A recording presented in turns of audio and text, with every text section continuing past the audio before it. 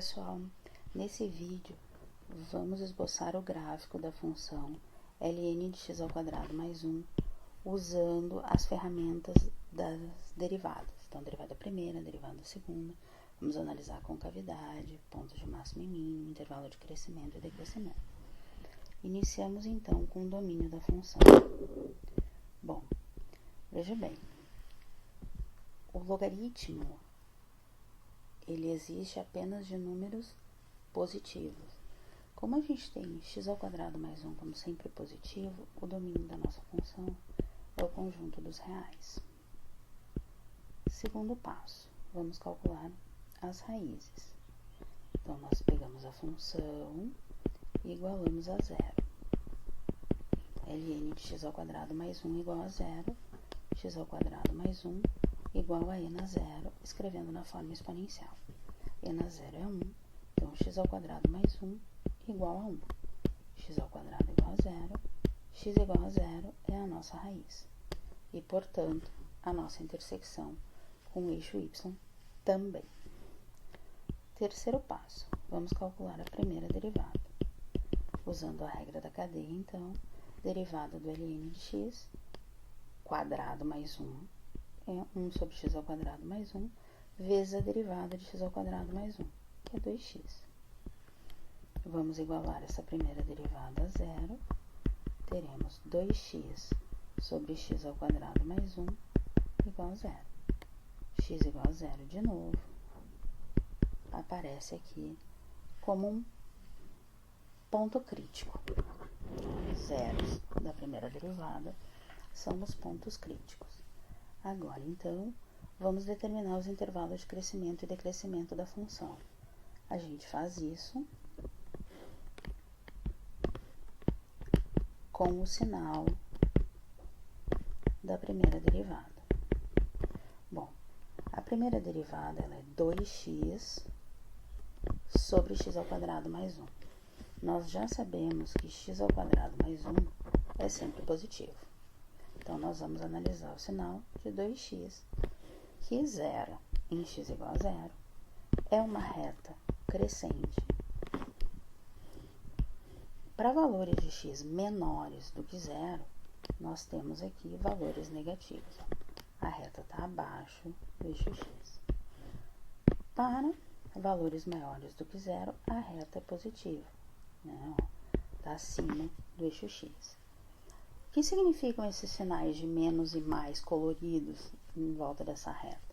Significa que a função é crescente para x maior do que zero, ou seja, onde a gente tem o sinal de mais, e é decrescente onde a gente tem o sinal de menos. E a gente pode observar nesse movimento de decresce e cresce que o x igual a zero vai ser o nosso ponto de mínimo.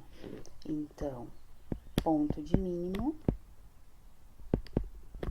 é o nosso 0, 0. Esse seria o sétimo passo ali. E os intervalos de crescimento e decrescimento, a função cresce de 0 a mais infinito e ela decresce de menos infinito até 0. Bom, agora vamos calcular a segunda derivada, que é o nosso sexto passo. A segunda derivada, ela é calculada a partir da primeira derivada, que é 2x sobre x ao quadrado mais 1. Vamos usar a regra do quociente, então, denominador ao quadrado no denominador, copiamos o denominador, que é x ao quadrado mais 1, e derivamos o numerador, que é 2, menos. Derivamos agora o x ao quadrado mais 1, que é 2x, e copiamos o 2x do numerador. Então, o nosso resultado, aplicando a propriedade distributiva no primeiro termo, teremos 2x ao quadrado mais 2 menos 4x quadrado dividido por x ao quadrado mais 1 ao quadrado. E ficamos com 2 menos 2x ao quadrado dividido por x quadrado mais 1 ao quadrado. Essa é a nossa segunda derivada. Vamos igualar essa segunda derivada a zero para achar os nossos candidatos a pontos de inflexão. E, além disso, para nos ajudar a analisar o sinal dessa segunda derivada. Então, aqui nós vamos ter 2 menos 2x² igual a 0, x² igual a 1, x igual a mais ou menos 1. Esses são os nossos candidatos a pontos de inflexão. A confirmação vai vir na hora do estudo do sinal dessa segunda derivada. Então, sinal da segunda derivada. Vamos analisar o sinal da parábola 2 menos 2x². O denominador é positivo, então não há alteração do sinal. É uma parábola voltada para baixo, que corta o eixo em menos 1 e 1. Então, sinal positivo entre o menos 1 e 1, que para a segunda derivada significa concavidade voltada para cima, e sinal negativo antes do menos 1 e depois do 1, que significa concavidade para baixo. Então, concavidade para baixo, de menos infinito a menos 1, unido com 1 a mais infinito. Concavidade para cima, entre menos 1 e 1. Bom, observa que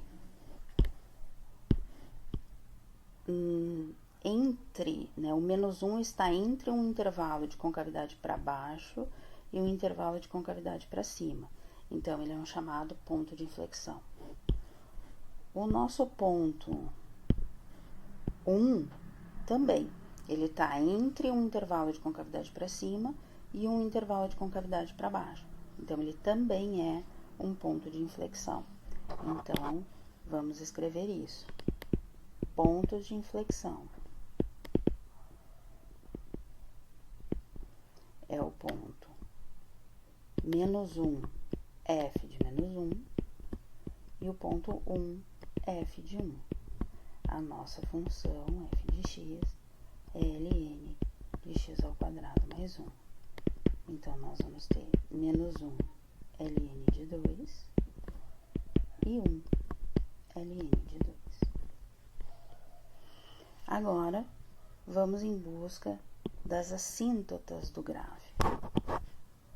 Bom, como o domínio é o conjunto dos reais, nós não temos assíntotas verticais. Vamos em busca das assíntotas horizontais. Então, vamos calcular o limite quando x tende a mais infinito do ln de x² mais 1. Então, mais infinito, limite do ln de x² mais 1 quando x tende a menos infinito, também vai para mais infinito. Vocês podem calcular pensando que o ln pode ser tirado do limite, calculamos o limite de x² mais 1, que vai a infinito. ln de um número muito grande é um número muito grande. Então, não há assíntotas horizontais. Vou escrever também que não há assíntotas verticais. Motivo de não haver assíntotas verticais: domínio, conjunto dos reais. Não há assíntotas horizontais porque os resultados dos limites de quando x tende a infinito resultaram mais infinito. Bom, vamos ver o gráfico da função, então. Observe que 0 é a nossa raiz. Nós tínhamos o ponto 1, 0,69 e menos 1, 0,69. Até esse ponto aqui, ó, o gráfico tem concavidade para cima. Depois desse ponto, desses pontos, que são os pontos de inflexão, a concavidade do gráfico passa a ser para baixo. Ó. Concavidade para baixo, concavidade para baixo. e nessa região aqui, concavidade para cima, tá? O que mais? Intervalo de crescimento e decrescimento. O que nós encontramos? O intervalo de crescimento é de 0 a mais infinito. De fato, aqui nessa região a função cresce. Na região de menos infinito a 0, a função decresce. Tá? Limite, quando x tende a mais infinito, a função está crescendo, vai para infinito. E quando x tende a menos infinito, essa função vai para infinito também. É isso, pessoal. Espero que tenham entendido o gráfico de uma função logarítmica. Até o próximo vídeo.